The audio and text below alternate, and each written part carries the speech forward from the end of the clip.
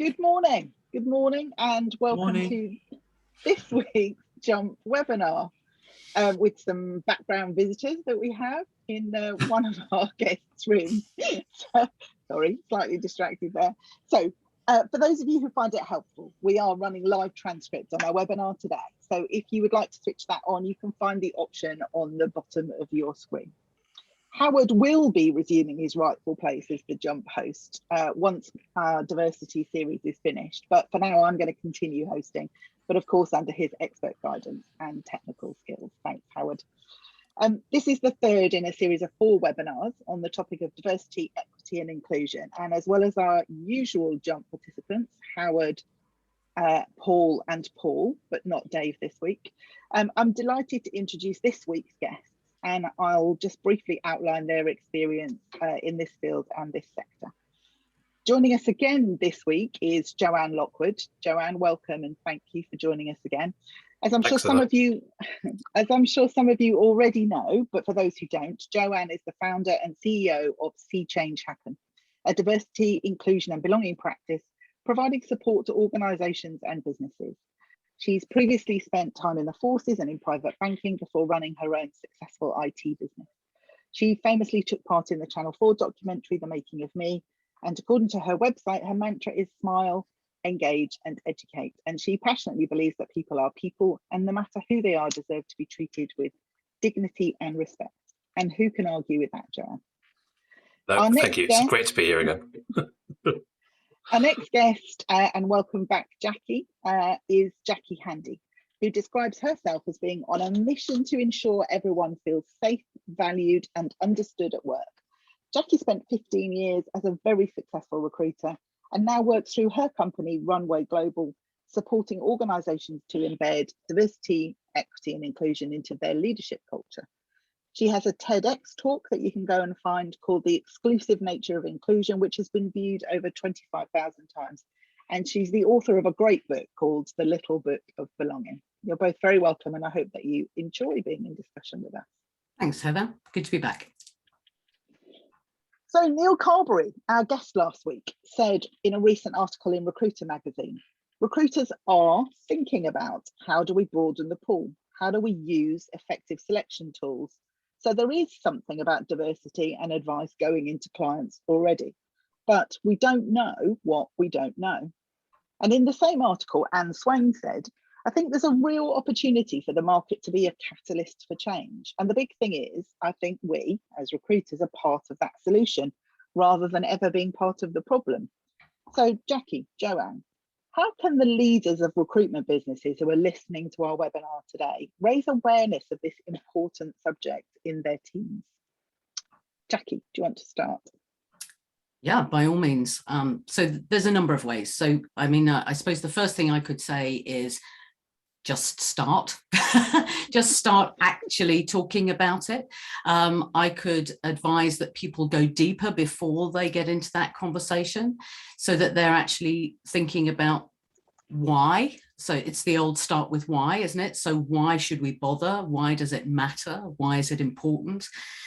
But I think it goes deeper again, actually, to a evaluation of that organizational culture or even that team culture right here and now. Because how can you start talking about something that may be slightly alien to you, a little bit new to you, if there's not that trust? And a lot of us talk about psychological safety and the importance of that. And in this kind of work, it takes courage, it needs us to be brave, it needs us to be vulnerable. And without that foundation of psychological safety, whereby people know that it's okay to take risks, to suggest ideas, even make mistakes. Again, we don't know what we don't know. And so with all that in mind, I think let's take a step back. Let's almost slow down to speed up, right? Because I think when we start just going headlong in there thinking, oh, DE&i, it's the new big thing, we have to get on board.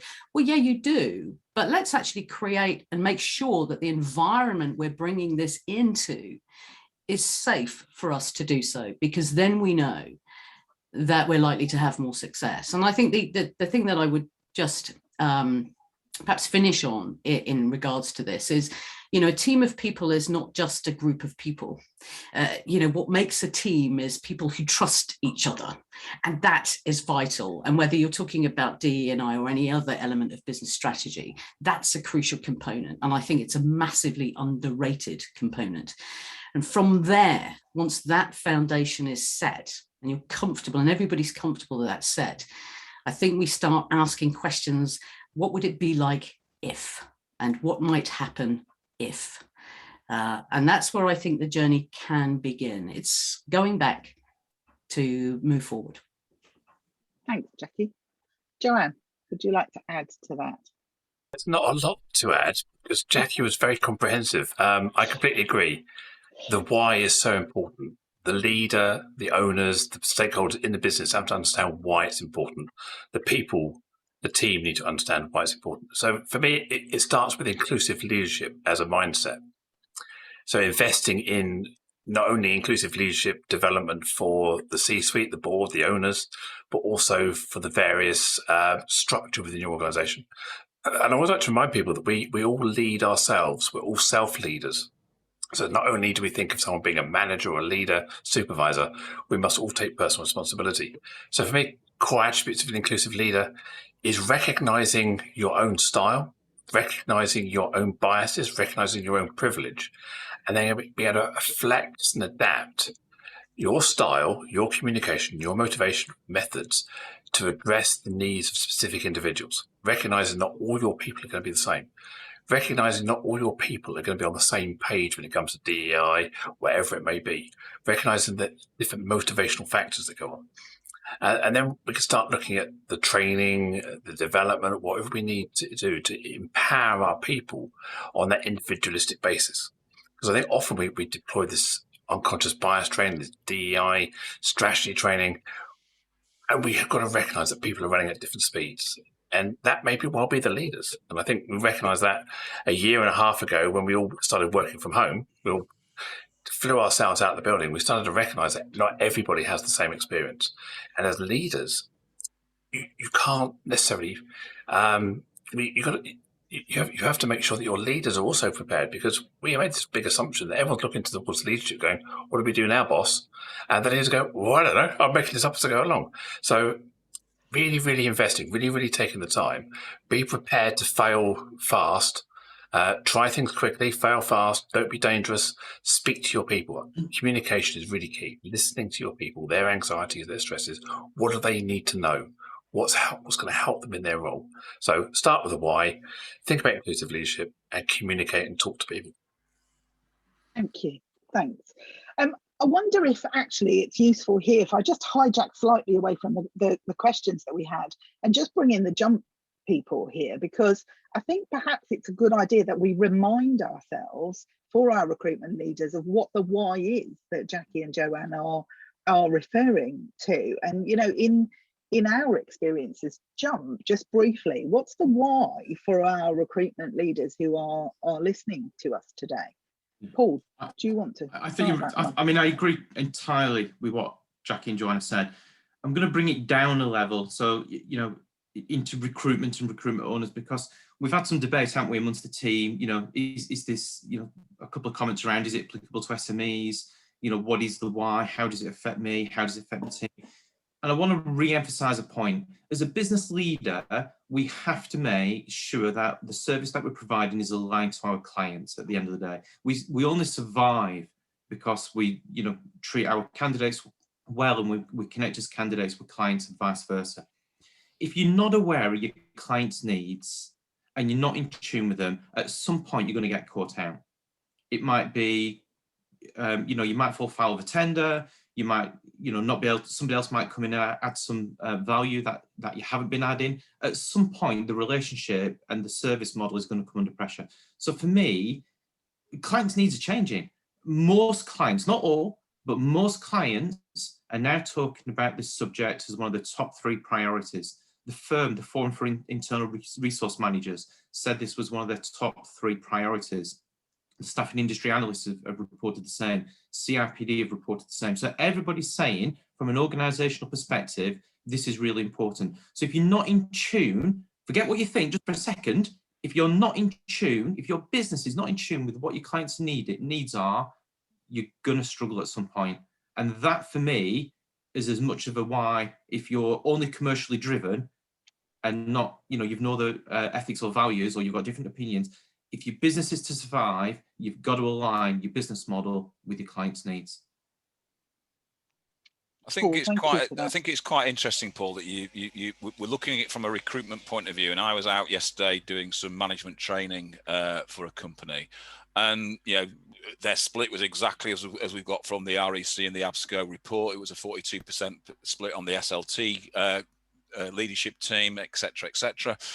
And when we started to talk about recruiting people into the business, we started to talk about diversity and bringing a diverse group of people into the business, and it was quite interesting looking at the different reactions from the people.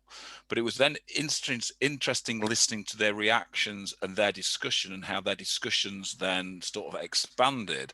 That their view was that their clients aren't talking about D&I. Their clients aren't interested in D&I at the moment. They feel that the D&I issue for them is only a blue chip corporation, and they feel it's a simple tick box exercise.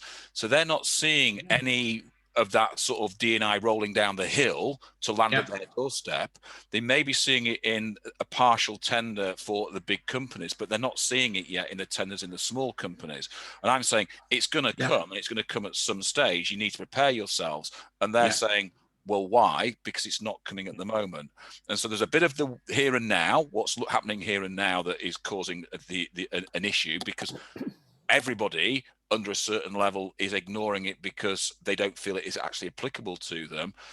The top end of the market, in my view, it's a tick box exercise for a large part of the top part of the marketplace, and therefore it will never sort of trickle downhill as long as it keeps as a tick box exercise to them. So it's how we change that from there, and what do we need to change. And looking at certain parts of recruitment, it is very diverse. But you look at other parts of recruitment and it's very male dominated. You look at other parts of recruitment, it's very female dominated, irrespective of the mix of those type of people from an ethnicity point of view. So it's horses for courses in certain areas, but until it actually becomes a problem to them, I don't think they're even going to actually look at the problem at all. And that to me is the bigger problem. And how do we cure that? I think you're right, Jackie. Okay. Really great points, and I just wanted to build on that. Really, it's that whole point there, Howard, about until it becomes a problem. So I would challenge back and say, well, how much are you looking inwards at? What is this costing you already? So how much time are you spending sourcing candidates anyway? How much time, and we know, there's some candidate shortages out there. How much time are you spending replacing people that are walking out of your business already? How much time are you having to commit to dealing with grievances and even underperformance issues already? Now, put a cost element to that. And there's a good start point to say why it matters. And more than that, why it matters that organizational leaders and the culture of that organization gets on board with it in order to be able to, we know managers and leaders need to be able to adapt and flex themselves in order to really get the best from the people around them, rather than expecting everyone to flex and adapt to their style, right? Which is, of course, historically what has happened and probably still does. But I think to that point, Howard, it is a great one. And that's what I would say. What is it costing you already? How much are you really looking at it? And where are you starting to make subtle connections to what is it that might be going on here? And how could becoming more inclusive support us? I know PJ wants to jump in on a question, but I want to just say one point to that I think is really important, that I think, and this is my view, and I'm going to push my view on this. So I came into the recruitment in the early 90s, and I don't care whether you're a man, woman, gender, etc., etc. If I could make a placement, I'd want to make a placement. And I think a lot of recruiters have that same mentality. They want to make a placement. They want to make a placement. It doesn't matter what you are. However, how many times was I asked, I'd like someone with a British sounding name, or I'd like somebody that wears dark, low shoes that are made out of thick leather. So you're asking for a man, basically, are you, et cetera, et cetera. And those companies, that has become less and less. But I've also heard now it's becoming more and more in certain areas. And so I think from a recruitment point of view, we have an understanding of diversity, because to us, it's all about making a placement. It's whether our clients have that understanding of diversity. And that goes again about that trickle downhill. Is it coming downhill fast enough? Because I think we are trying on that sort of front.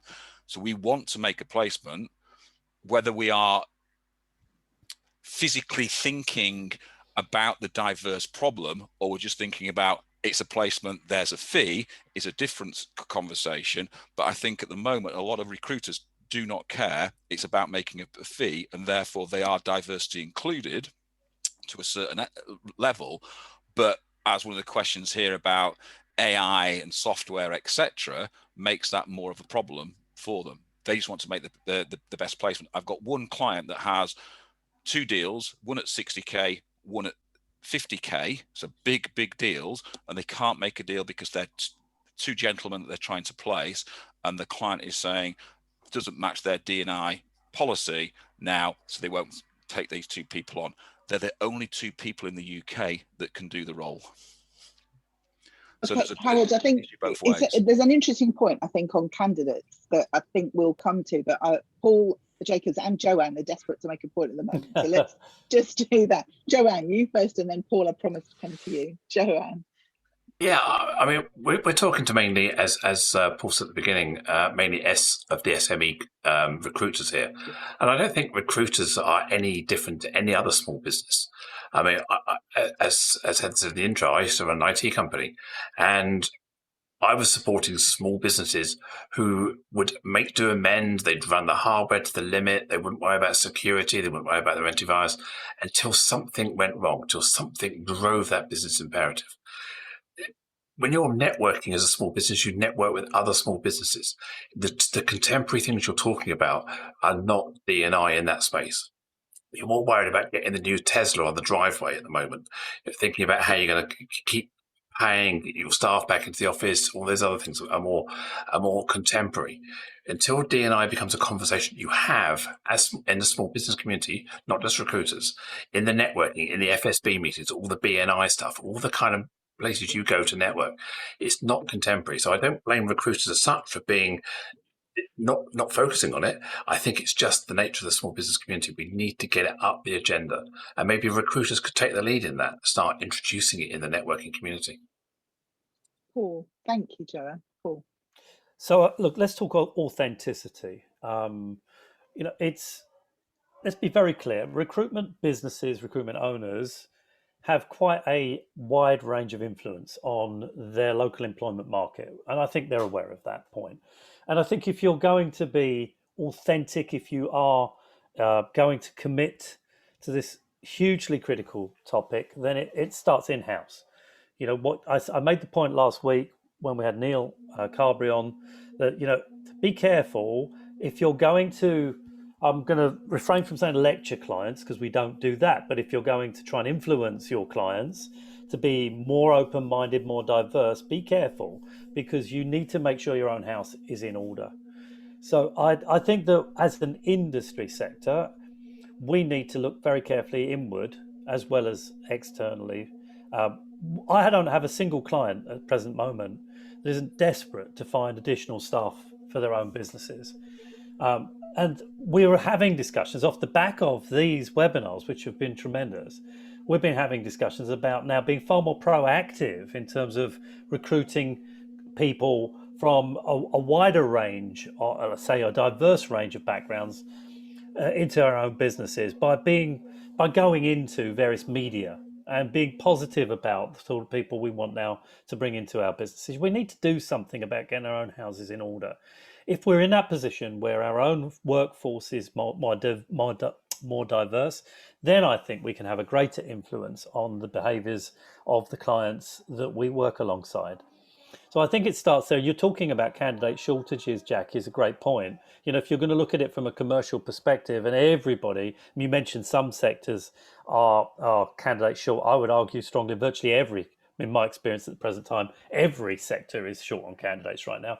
Well, maybe one way to try and address that issue is to, as I say, look at your own internal workforce, because I think if you are visibly more diverse than perhaps you are presently, maybe that will act as a magnet for candidates from a diverse range of backgrounds to come and register, come and get involved with your recruitment business. So from a commercial perspective, I could see that it begins with us. It begins with looking at ourselves and what we're going to do about it as an industry and as individual business owners. And to Paul's point, it really does matter. It matters on a whole range of levels. Certainly, as Paul says, if it's only commercial, fine. But I'll start back with my first statement. It needs to be authentic. I don't think you can play at this. You can't fake it. You've got to believe in it. And as a leader, if you're seen as less than authentic, no one is going to buy into what you're saying inside your four walls. If you don't believe in it and it doesn't matter to you, then the words are going to be hollow. You have to feel it. It has to be important to you. Yeah. Thank you, Paul, for that contribution. For me, at the moment, the candidate shortage issue is for me one of the most important opportunities that I think we have to raise this up the agenda for everybody, because we are missing opportunities to hire people who could contribute to our businesses and to our clients' businesses, because we are not as inclusive generally as we might be, because everybody, even those that have got this right, could do this better and could offer more support. So I think it'd be interesting now, if we can, to just look at some of the practical things that those people listening can do to attract a more diverse range of candidates, and also to think about things in their candidate journey, perhaps, that are not helping particular groups of people who might be open to a career in recruitment or a career with our clients. So what are the things that you're seeing that are stopping this happening, but also practically, what can we do as recruiters to make this better for our clients and our candidates? Anybody want to volunteer for first? Yeah, please, Jackie. Yeah, I'm happy to. So yeah, I mean, there's loads of things, loads of things, really. I think, where shall I start? There'll be points that Joe wants to make as well, of course. So let me talk about actual candidate attraction then, the practicalities behind that.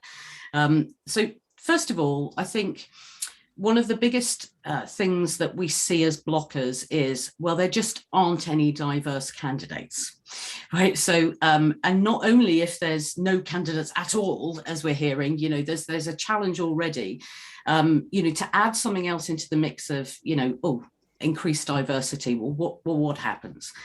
There are actually a huge number of organizations that specialize in looking after and helping other organizations find candidates that are diverse, right? So just to name a couple, and Heather, I can send you a list if you want them for your listeners afterwards. But, Even Break, they specialize in supporting people with disabilities into the workplace. That's just one. The Forward Trust, they support people who are perhaps ex-offenders, or perhaps they've been homeless or alcohol, drug addiction, rehabilitation. They support people finding work and so forth. There are organizations like that, and many others across different sectors, if you like, who offer job boards, right? So, and recruiters can use them too, right? There are organizations, big organizations, and I know we're talking a lot within the SME community in this webinar, but there are big organizations that actually we can take learning from. I'll give you an example of Sky. So they have gone all out and they are advertising their roles. It's not just on Indeed, it's not just on Reed and the big kind of the job sites, but it's across these more specialist job sites as well, as a proactive step to say, we want to encourage applications rather than just that little caveated statement that everyone has, we accept applications. Instead, we're being proactive to widen the pool, really. I think we should be thinking about the way in which we present our jobs in the first place. And I mean from advertising, not just in terms of the language that we use, but actually, are we just posting a written job advert? Who does that exclude? Who cannot access that? You know, there are people that perhaps are starting to do video adverts for jobs and things like that. So that just helps again. Are there ways that, and by the way, do we really know what we want? That's bigger than diversity and inclusion, right? But have we really defined clearly what we want? Or are we allowing our gut to make the big decisions? Hence the bias and so forth coming in. So we want to make it so that we're trying to cover every eventuality so that our bias is pushed back simply by our process, not by having to think consciously. You know, get the process right, think about that, then that will help the bias be mitigated a little. So think about, well, how are you interviewing? Right, simple stuff. So if it's over video, which a lot of interviews will be, I know, Heather, there are subtitles, captions enabled on this. Would you think to have captioning activated on an interview? Do you actually proactively say to people as part of your screening or even advertising process, tell us what you need and we will make it happen, for example, or even more than that, we can offer, and then there becomes a list of different things that can be offered, so that it takes the onus off the candidate to say, oh, would it be possible I can't have flickering lights? Or would it be possible, is there accessibility, I use a wheelchair? So take the onus off them, take the onus yourself, right? And really think about, it's all about the proactivity and creating the process that makes it work. I mean, gosh, there's lots of things that I could say, and I suppose just to sort of finalize then, and then Joe can come on in. I'm sure there's lots that Joe can add as well. Would be, and it's a bugbear of mine, typically within recruitment as a whole anyway. But how long are the interview processes? You know, how many stages are there? You know, if there is a candidate shortage, then really think about, why is there such an interview process? Why are there so many stages? Is it because actually, truth be told, we don't really know what we want? So it goes back to the original, because if you do, it should be fairly succinct, right? And then you can think about, sorry, I said it was my final point. This one will be, sorry, Joe, but this one will be, but then think about, we all know, and I've taught it, competency-based interviewing and so forth, very effective, but not the only way. You know, maybe a standard, shall we say, or a typical Q&A interview is not suitable for everybody. Maybe there's another way. Maybe there are ways that we can bring people in to assess their capability in a different way. So it's thinking differently in terms of the overall process, which will then, once again, encourage the diversity through the actions you're taking. I think there's a really important point that you're making in there, Jackie, and it brings to one of the comments that we have from somebody listening at the moment, which is about, do we really know what we want? And do we understand what it is that will make somebody successful in the role? So, for example, and the example being used in our chat here from our participant is about a degree. So there is very often this assumption that you have to have a degree to do the job.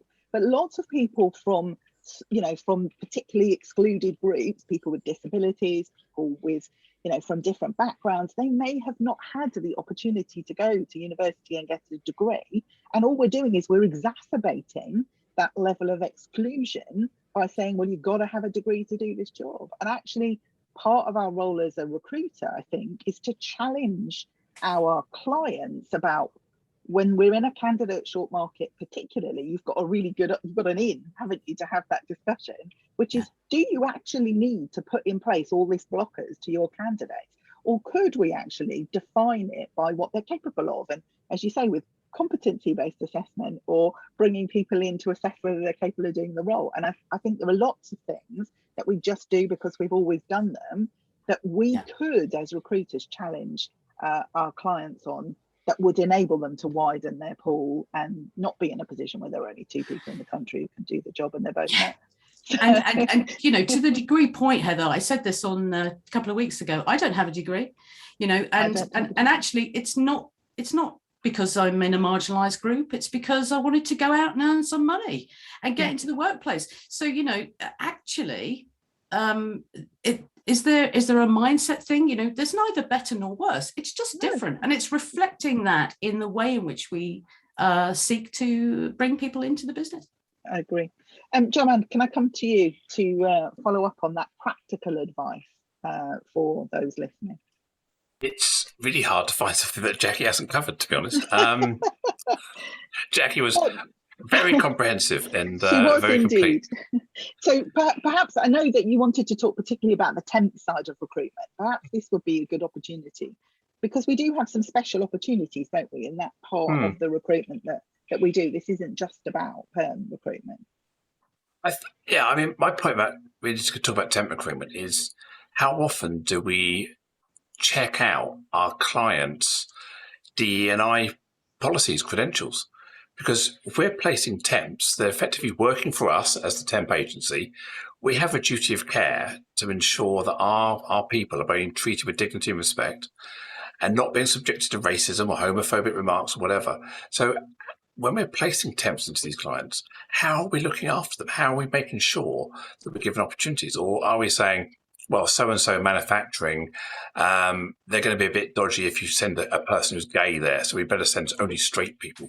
So again, this all comes part of the candidate experience, the placement experience, our own credentials as a placement agency, about what are our values. Are we going to say, well, we're not working with X, Y, Z engineering anymore because we know they're racist, we know the last person we sent there had a really bad experience, this person couldn't just walk away from the role because they needed the money, they needed the job, but they were getting exposed to racist remarks every single day they were there.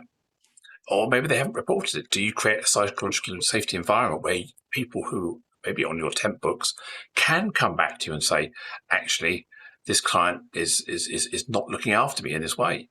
So what responsibility do you think you have for these people? Are they just commissioned to you, or do you really care about these people as your workforce, and how do you extend that trust out to your clients? Are you auditing your clients? Are you asking them to generate stats and data about how they're looking after their temp staff and their perm staff? I think temp agencies have a responsibility here as well. Yeah, very, very much agree. Paul, you look like you're about to say something. I was going to say, I think Joanne's absolutely right. And the Staffing Industry Analyst wrote a paper in December, so it's about 7-8 months old now, predicting that this whole subject was going to become a dominant feature in the temp and contract market going forward. And I think when you look at the dynamics of the labour force, we all know that more and more people are going to have more than one job going forward. So I think this point about attacking, this isn't just for the perm workforce, this is for the non-perm workforce as well. I think it's absolutely spot on. If anybody wants that report, by the way, if you just drop me a message or an email or a message through LinkedIn, I'll happily sort of share and circulate it. It's a fairly good report. Thank you. Yeah, I think you're right. The other thing I think with the temp market that we ought to think about and talk about is whether or not the temp market gives us an opportunity with clients where we're trying to take them on a DE&i journey. Well, we're trying to have, you know, that whole temp to perm piece, that kind of giving them that opportunity to have people in their workforce from a different set of backgrounds when they haven't. It's part of the education piece. Heather, I think you make a great point. I mean, temporary work's always been a great gateway for people to enter the workplace. There are less barriers to get people into temporary work, and it gives temporaries the opportunity to experience all sorts of industry sectors and different businesses. So I think it's a brilliant point. That whole temp to perm area is a great idea. I think temporary work is a brilliant method for people to gain great experience, and as you rightly say, maybe and very subtly to influence the opinions of employers in that direction. This is a terrific point. And by the way, as we all know, temporary or interim work is booming at the moment, as we predicted it would do as we were coming out of the pandemic. So great opportunity for recruiters to open those gates for people. Definitely. Good, great point. Also, if you're involved in Kickstart, apprenticeship, graduate development schemes, anything like this, also think about the DE&i aspect to those placements as well. So it's not just for the mature candidate. Being exposed to microaggressions and bullying, harassment at a very early stage in your career could be very limiting and create extremely damaging psychological effects that could impact you for years and years and years in your career. Good point. Very good point. So one of the things that we talked about earlier was about how this sits with our values as organisations, and how the leadership in the organisation raises awareness of this subject. So what I'd like to just finish up with, because as ever we're going to run out of time. It's amazing how quickly the time goes when we're talking about this. Is what do we need to change within our organisations in terms of the way we work with our recruitment teams to ensure we're rewarding the right behaviours? What do we need to think about, and what might we potentially need to change in that area? Heather, if I could maybe kick this off a little bit, I think, when you look at remuneration in our industry, it is pretty one-dimensional. It always has been. We tend to reward people based upon the revenue they generate. Okay, that's fair enough. I mean, we're all used to that. And there's nothing wrong with that, except that it is one-dimensional. And we've always said that bonus programs, commission programs dictate behaviour. So I think this is a very interesting question, because if you want to change people's behaviour, and you could argue, should it take remuneration to change people's behaviour? Maybe that's another discussion. But if we're living in this current world of ours, then the answer to that question is probably yes, in our industry anyway. And therefore, I think we have to look at it from a multidimensional perspective. How are we going to reward people? Is it purely based on generating revenue, which we know is important, of course? Or should we also be adding in other elements to the program, the remuneration program, that relates to generating the right kind of behaviours? And I think this is a terrific question. And it covers, I think, a pretty broad scope. One of the things I would add, and I'm sure the guys were going to jump in on this point, is that when you think about this, if you are looking to attract people into your business from a whole range of backgrounds and experiences, then they are looking for modern thinking from a new employer. They're looking for attitudes that reflect their own values. And therefore, things around the bonus programs, your remuneration packages, for example, are going to be noted by them. They will ask you questions about it when they are interviewed. So if you would intend to be a contemporary employer, then this is definitely an important area to review. Yeah, I agree. And the next generation that are coming through are more and more interested. And that's not to say that other generations aren't, but it is hugely important for the next generation of people coming into the workplace. Joanne or Jackie, do you have anything to add in terms of I'm working with a number of small agencies, often female-led or minority-led, and they've left their previous recruitment agency organisation because they want to do something different. They want to be more inclusive. They want to have a better connection with their clients. So I'm seeing a lot of smaller agencies now leading with DE&i as this is their USP. And they're leaving organisations where that isn't part of their USP. So one would imagine that there's going to be a talent exit from the organisations that aren't thinking that way to the organisations that are thinking that way. So if you just think about your own selfish needs about where you're going to get your own consultants from, then I think that's a trend that I'm seeing already. So yeah, definitely we need to focus on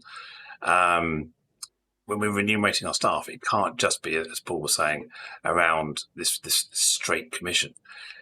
I mean, in addition to reward, there's also KPIs, job KPIs.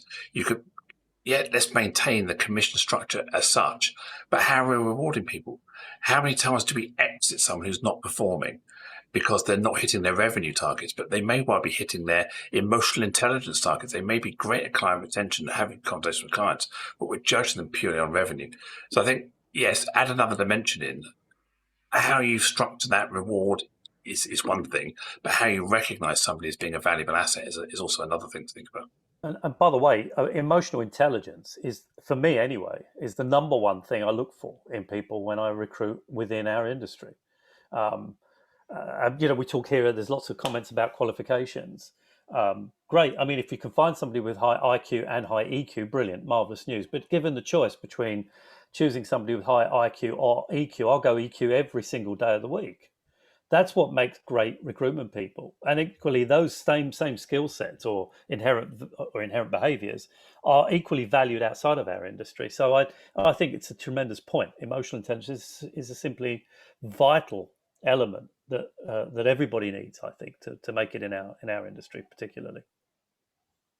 Yeah. Jack, you were nodding. Did you? Yeah. I totally agree, Paul. So important, isn't it? And just to add my two penneth very briefly, because I know we are short on time, but it really, to build on Joe's great points, I would ask people to reflect on a slightly different question, and that is, what behaviours are you currently rewarding right now? Because when we talk about reward, we are often talking, as we do, about remuneration and bonus and so forth. And of course, that is a big part of it. But I mean the day-to-day reward. And so that's less tangible, perhaps. But it's really, in order for people to hit those KPIs, perhaps make those revenue targets and so forth, what are the behaviours that they are demonstrating? So therefore becomes part of the reward system. So I think when organizations and, as recruiters, we can perhaps start to educate as well, our client base, but certainly as organizations, as recruiters, if we can really start to reflect, warts and all, what is it? Do we value actually aggression? Do we value people, stealing a candidate off another consultant or whatever it might be, these kinds of things? Do we actually reward that?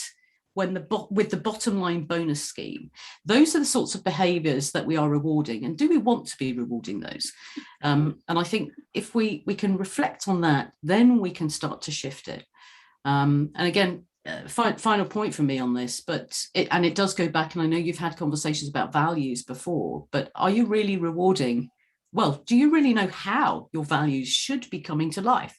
Have you really defined that, rather than just say, oh, teamwork, integrity, those kind of buzzwords? But actually, do they have meaning? And do they have meaning to your people so that they know how to reflect those in their day-to-day behaviours? Very good final point. Thank you. Mr. Sharp, I think you have some practical advice you'd like to chip in with. I just want to take Jackie's point, because she's absolutely spot on. So everywhere where I've worked, and certainly some of my clients that I'm working with now, take your values, work out what the behaviours that you would like to see or should be seen that underpin your values.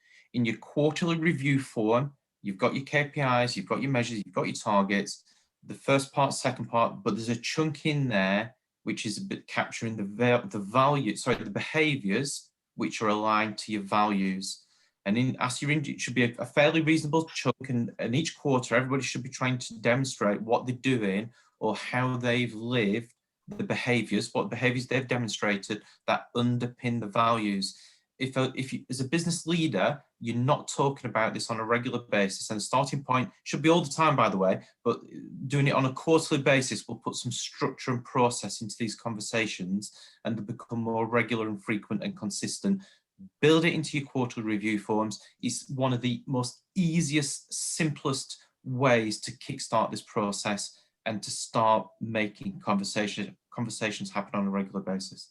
I think it starts a little bit earlier than that, though, Paul, doesn't it? I mean, how many times do we go into a company and we're sat in a company and we're sat with the owner of the company and we say, okay, can you tell me your mission statement?